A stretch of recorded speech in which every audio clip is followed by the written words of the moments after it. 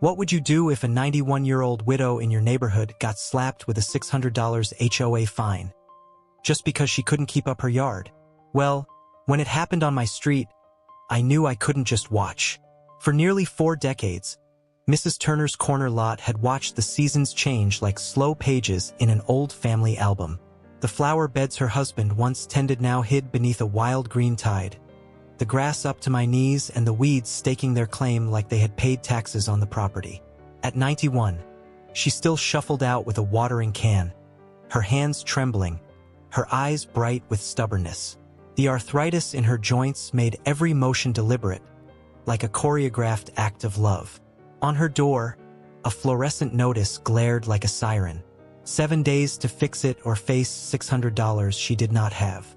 The HOA stamp sat smug at the bottom, as if compassion were a line item they had crossed out long ago.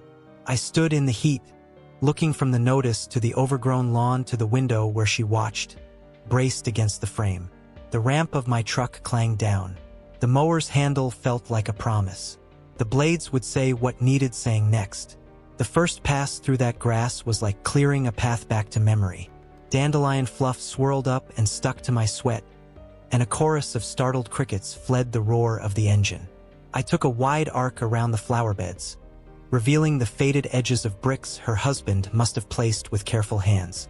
In the doorway, she steadied herself against the frame, lips forming silent gratitude behind the glass. The whole place seemed to lean forward, listening.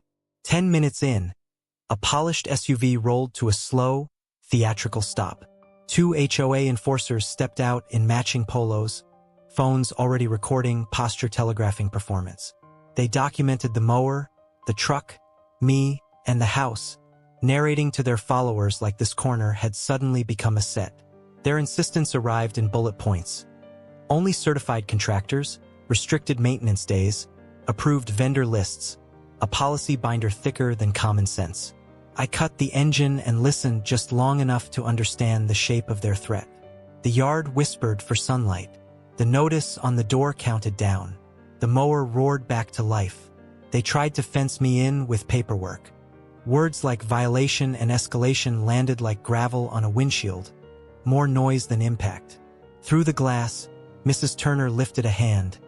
Wary, tired, still hopeful. Somewhere across the street, blinds tilted open. A neighbor paused mid-walk. This is how a block holds its breath. I set my focus into lines. Long, straight, disciplined, like I was scribing respect onto that grass. Clippings flew into neat rows. The flowerbed edges reappeared, revealing little tags with nearly faded names, heirlooms of the garden aisle. The enforcers paced, angled for better video, invoked the sanctity of bylaws. They stood at the end of the drive like gatekeepers of a gated heart. A call went out from an earpiece to someone higher up the chain, then another. The air grew taut with bureaucracy, yet the ground under my boots was steady, and the hum of the mower droned out their performance. A patrol car rounded the bend, slowed, and idled. The cameras panned, expecting a takedown. The engine kept cutting a future into the lawn. The officer's window slid down with the practiced patience of a man who had seen every flavor of neighborhood standoff. He looked at the grass, the 2 clipboard personalities, the elder behind the glass, and me with my hands steady on a chore that never should have needed defending. Whatever passed in that exchange was brief and level. Homeowner permission trumped their theatrics, and civil disputes were not his stage. The patrol car rolled on, leaving a vacuum of thwarted spectacle. Without their expected ally, the enforcers shifted tactics. A warning was issued on camera, a promise of fines layered on fines, a recitation of the vendor clause that imagined compassion as commerce. I heard none of it in my bones. The backyard's edges called like unfinished sentences. And so I moved through gates creaking on tired hinges, into higher grass that swallowed my shins and hummed with summer. Back here, the tender work waited, trimming around the hydrangeas, freeing rose canes from nettles, uncovering a stone frog half buried beneath oxalis. Up front, a citation slid under the door. In the garden, the past began to breathe again. It started with one neighbor dragging out a rake, like a quiet vote cast with a wooden handle. Then another appeared with clippers and a wide-brimmed hat, eyes set on nettles as though they were old debts to settle. A teen jogged over and asked where to pile the clippings. A father brought a leaf blower, and a chorus of helpful noise rose around the little house on the corner. The enforcer's footage turned awkward as the frame filled with community. Edges sharpened. Paths emerged. A patch of soil that had been forgotten for years revealed itself as a memory garden, ringed by stones and twined with time.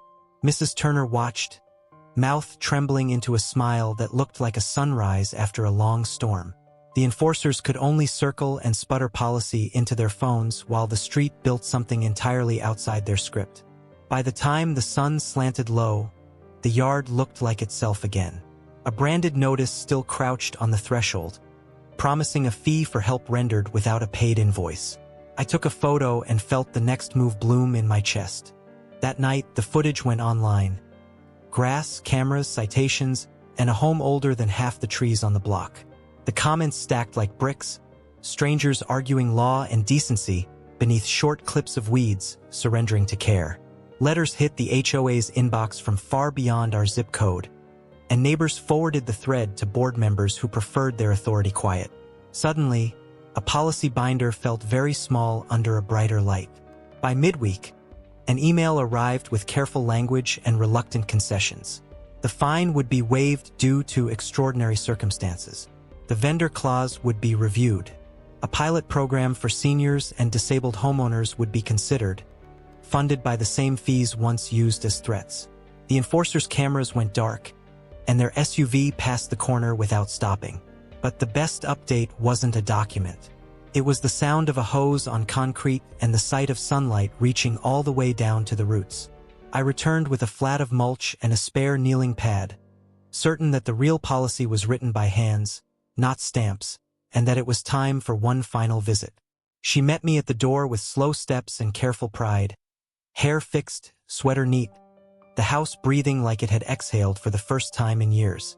The flower bed was dappled with light again, petals waking like sleepy faces, the bricks warm against the soles of my boots.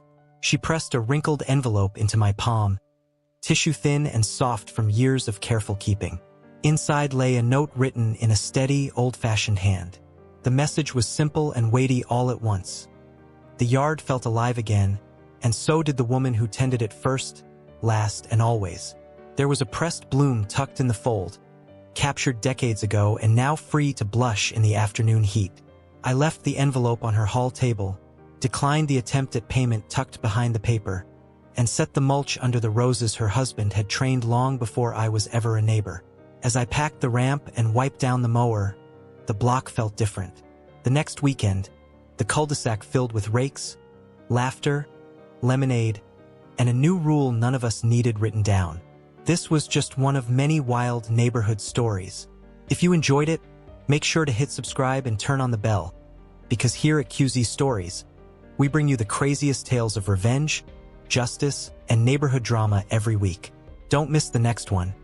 It might just be even more unbelievable.